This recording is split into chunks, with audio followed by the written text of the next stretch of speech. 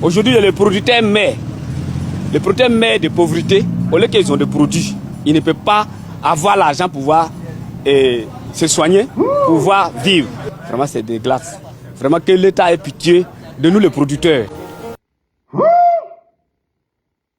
C'est à Dioko, hein, à Dioko. Regardez ce producteur-là, il vient avec son cacao. Il arrive avec son cacao, hein. Regardez ce qui s'est passé. Désolé, si vous pouvez aller traiter à la maison, bien stocké. On le renvoie à la maison. On le renvoie à la maison. Il y a des camions qui sont chargés arrêtés. On a 8 camions qui sont chargés arrêtés, mais n'ont pas de connaissement. 8 camions sont chargés arrêtés. Il n'y a pas de connaissement. C'est-à-dire qu'ils n'ont pas d'autorisation, d'accord, de faire partir ça à Abidjan pour que ça prenne la mer pour aller sur le marché international. Donc, les produits sont stockés. Les planteurs viennent avec le cacao dans les coopératives. Et les agents de ces coopératives-là n'ont ni d'autorisation pour faire partir le cacao qui est déjà stocké, qui est déjà dans les camions. Ils n'ont pas d'autorisation pour le faire partir. Mais ils n'ont même pas de liquidité pour acheter le cacao qui arrive. Or, les cacaoculteurs ont été organisés par coopérative. Or, s'ils vendent leur cacao, hors des circuits légaux, ils sont amendés. Et même, on peut leur arracher le cacao. Vous voyez, les gars disent la mission, ils ne peuvent pas vendre ça hors des circuits légaux, c'est-à-dire que sur les contrebandiers, ils n'ont pas, leurs coopératives respectives n'ont pas de liquidité, n'ont pas d'argent. Vous voyez tout le cacao qui est stocké là, tout ce qui est stocké là, eh bien, ils sont allés peser, ils ont pesé et ils leur ont donné des reçus. Ils ont délivré des reçus. Ils n'ont pas donné de liquidité. Ça fait près de 2 mois. Il y a certains qui n'ont pas reçu. Mais vous avez entendu le papa là, il dit les planteurs meurent. Mais il veut dire les planteurs meurent en réalité. Les planteurs meurent. Ils n'ont pas d'argent. Ils n'ont pas de soutien. Ils n'ont rien. Ils sont livrés à eux-mêmes. Alors qu'on leur a dit de cultiver le cacao. Et qu'à travers la culture du cacao, ils allaient obtenir une vie meilleure. Ils allaient pouvoir se soigner. Ils allaient pouvoir soigner leurs enfants. Ils allaient pouvoir scolariser leurs enfants. Ils allaient pouvoir sécuriser leurs enfants. Ils allaient pouvoir construire des maisons. Mais aujourd'hui, tout ça n'est que utopique. Tout ça n'est que chimérique. Nos parents souffrent. Les planteurs souffrent. Draman Ouattara les a dupés. Draman Ouattara les a trahis. Draman Ouattara les a escroqués. Frère, c'est le fils insolent, hautain, c'est-à-dire que arrogant de la femme de Draman, Loïc Folorou. C'est lui qui met nos parents dans cette misère extrême. C'est lui qui met nos parents dans cette souffrance à n'en point finir. Dans cette souffrance infernale. C'est lui qui met nos parents dans ça. Là, ils disent qu'ils vont payer 123 000 tonnes de cacao. Que l'État aurait décaissé cet argent-là pour mettre ça à la disposition du CCC, le Conseil Café Cacao, afin que cette structure puisse acheter le cacao d'accord qui est stocké. Mais en réalité, c'est plus de 700 000 tonnes de cacao, d'accord, qui sont stockés dans les magasins des planteurs. Et ils vont acheter 123 000 tonnes. Et le reste, qui va acheter ça?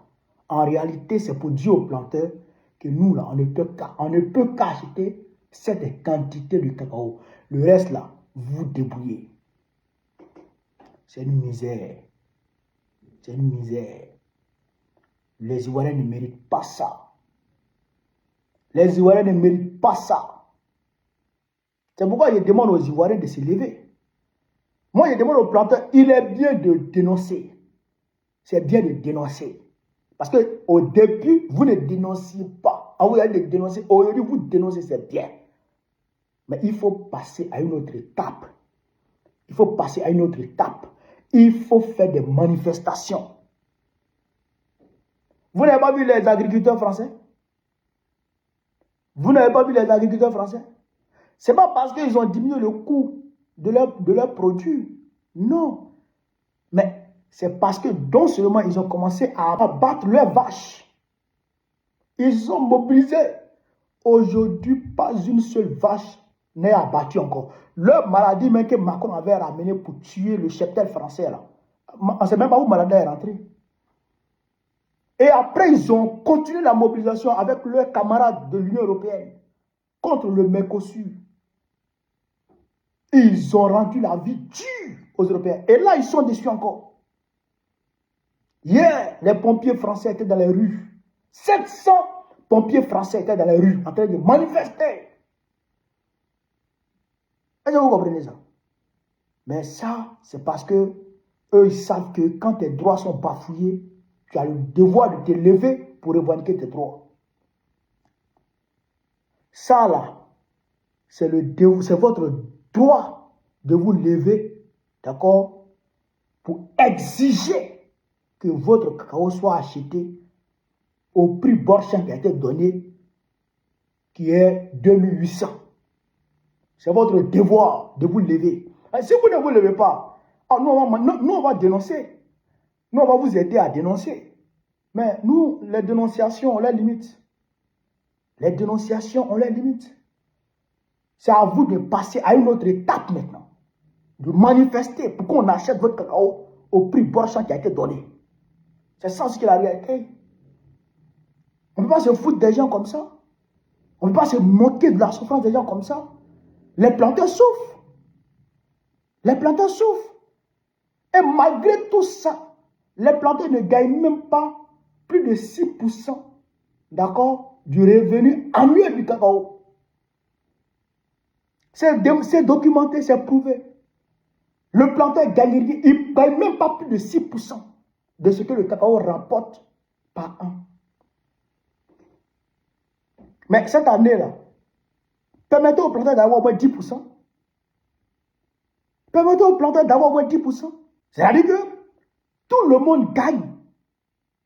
Tous ceux qui souffrent moins gagnent plus que le planteur. Tous ceux qui souffrent moins gagnent plus que le planteur. Est-ce que vous comprenez ça? Est-ce que vous comprenez ça? Et tous gagnent plus que le planteur. Pourquoi? Permettez aux planteurs de vivre aujourd'hui un peu. Et ils peuvent faire ça aux agriculteurs français. Ils peuvent faire ça aux agriculteurs européens. Ils peuvent faire ça aux agriculteurs américains. C'est eux-mêmes qui donnent le prix de leurs produits. Ils discutent avec les opérateurs économiques et puis ils donnent le prix de leurs produits. Ils discutent le coût de leurs produits.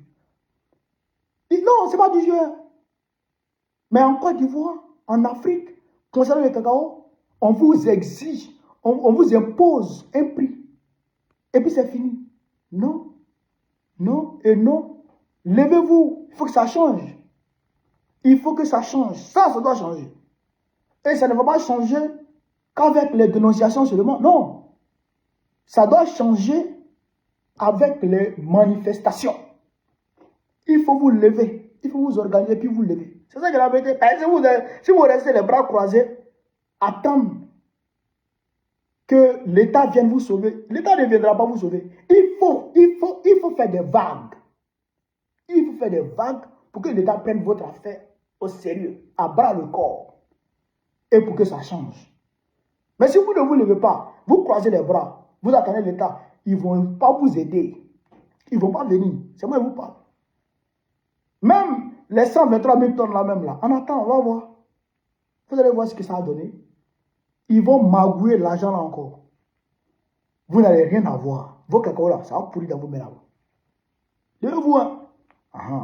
Donc, comment faire? Voilà ce que je voulais vous dire sur ce vive l'Afrique libre, vive le panafricanisme, vive tout le plan panafricain, vive l'AES.